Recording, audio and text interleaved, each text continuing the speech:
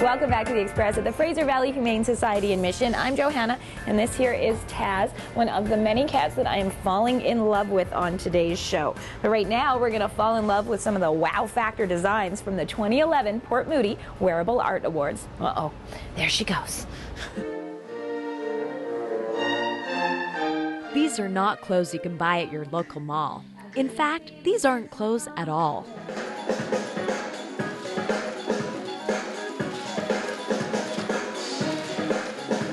These unique pieces are part of the 2011 Wearable Art Awards, presented by the Port Moody Art Society. This 3-month-long event kicks off with this highly anticipated runway show, followed by a gallery exhibition, proving how far the awards have come since its humble beginnings. Well, the Wearable Art Awards have been taking place here in Port Moody since 2002.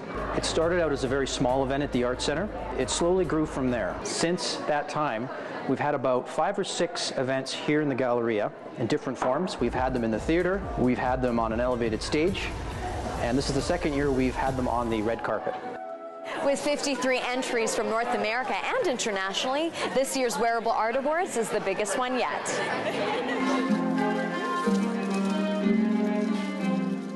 For a shot at the $5,000 in prize money up for grabs, all pieces in the Wearable Art Awards only need to follow 2 sets of criteria. They must be wearable and have that wow factor.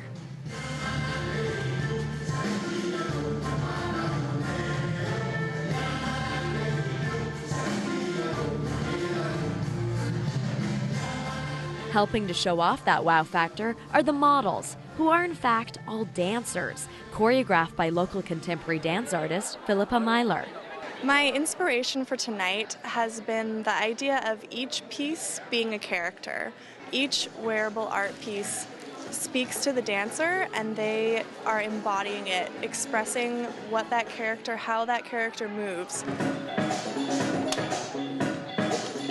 One of the unique challenges has been getting the dancers to actually be able to move these pieces in an interesting way, have them stay on, not fall apart, and show off what the artist has done.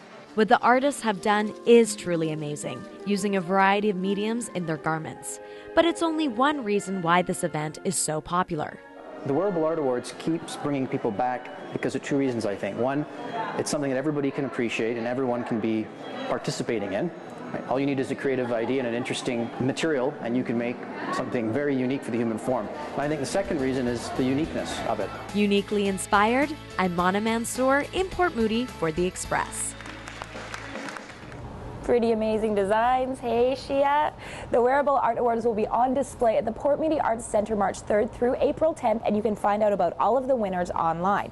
But we get to meet another winner up next on The Express, this time from the Dragon's Den Green Inventors Special. Now, you've heard of a floor so clean you can eat off it? Well, how about a floor so green you can actually eat it? Eco-friendly plastic. It's a bit of an oxymoron, but that's essentially what this sticky gray goop called Castagra is. A plastic so natural, it's edible. And it doesn't really taste very good, but actually it really doesn't taste good at all. It tastes like chalk, but it's edible. Like, I won't have any ill effects from this. Castagra was created by engineer Peter Rosen as a favor to a friend who wanted formable plastic molding. My initial reaction was no, plastics are evil, I don't want to have anything to do with them, and we're trying to move in a more environmentally sustainable direction, so I didn't want to do it. Then 6 months later, after thinking about this, I went back to him and said, you know, let's try that molding product, but taking a different approach on it. So Peter began experimenting for months until he came across a natural ingredient called gypsum. Gypsum is a byproduct of the sulfur scrubbers in the power plants. And there's millions of tons of this being produced, which really has very little use other than making wallboard, for instance. Something that's found in virtually every building, thrown away after the building is demolished or renovated. And Peter's product makes use of all this potential garbage. Our starting material, the gypsum, can actually come from drywall waste like we have here in this construction pile. The gypsum is the material inside the drywall, that white powdery material. And that's the main ingredient in our product. A concept so ingenious, Castagra was recently featured on the Dragon's Den's Greenvention contest. Well, you can take any of these products, when you're done with them, shove them right back through the factory and have them come out as finished products. In the end, Peter, you're the winner. Walking away with $100,000 in investment capital and generating a lot of publicity. The product has so many applications and it's really exciting. We see applications within the construction industry as a huge opportunity. Above all, the fact it'll keep millions of tons of plastics out of our landfills definitely helps Peter sleep better at night. And knowing that every day I get up and I'm excited about changing the world to make it a better place, it's certainly, it's a nice way to go through my day. I'm Tim Chung in Vancouver for The Express. Hey, next time you're riding one of the new ferries with BC Ferries, you can check out the floors for yourself. They're used on the outdoor decks. You're watching The Express, and we've got more from the Fraser Valley Humane Society and these stories coming up.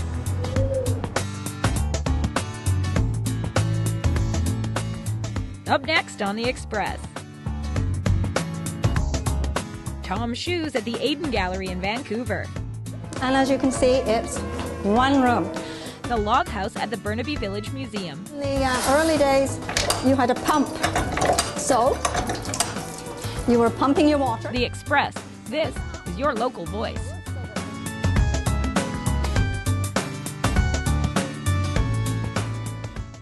Community programming on Shaw has been generously sponsored in part by hairstyling and color services for Shaw TV, provided by the Lounge Hair Studio. LoungeHairStudio.com. Some say the Children's Wish Foundation started with this locket, a wish from a hospitalized girl for something special her mother could remember her by. And 25 years and 15,000 wishes later, we make sure the magic and excitement includes the entire family. And we celebrate the successes and hope that wishes can bring. Thank you from the Children's Wish Foundation of Canada and this station. I'm Bob Lenarduzzi. 1 in 3 Canadians know someone with Alzheimer's disease, the most common form of dementia. Dementia is not a normal part of aging. Family and friends are impacted and live with the reality of this disease, which to date has no cure. Don't drop the ball on your friends because no one should be alone on the dementia journey. Support the Alzheimer's Society of BC in their search for the causes and cure for dementia.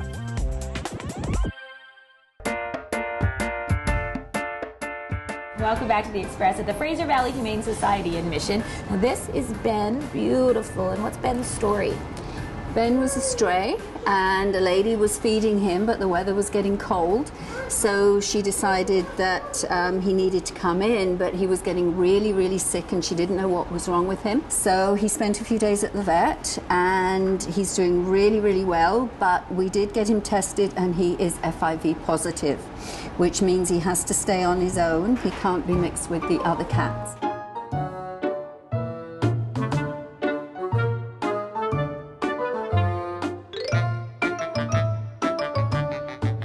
But he's doing really well. We monitor him very well, and he's on 2 medications.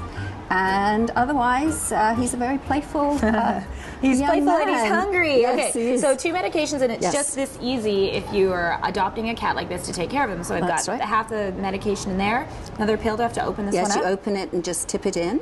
Okay. And then that mix in. a little bit of canned food. Good hefty spoonful in there. Break that guy up. Oh, he's hungry too, hey? He's ready. Yeah. And so caring with your cat with special needs, I mean, what would the ideal home be like? A home where there are no other cats. He's good with children. He doesn't seem to bother too much with dogs, but as long as there's not another cat, then any home would be fine for him. All right. Shall we let him eat? Yep. I think he's Here pretty you go, hungry. Ben. Aw.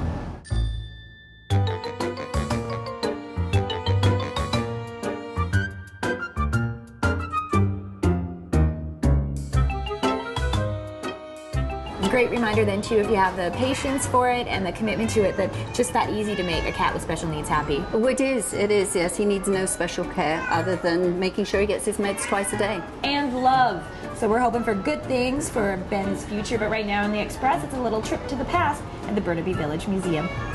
I wish I could take you home.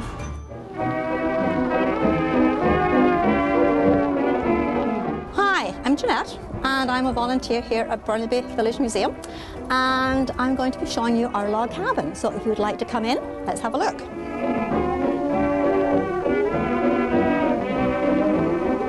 So this is our log cabin, and as you can see, it's one room.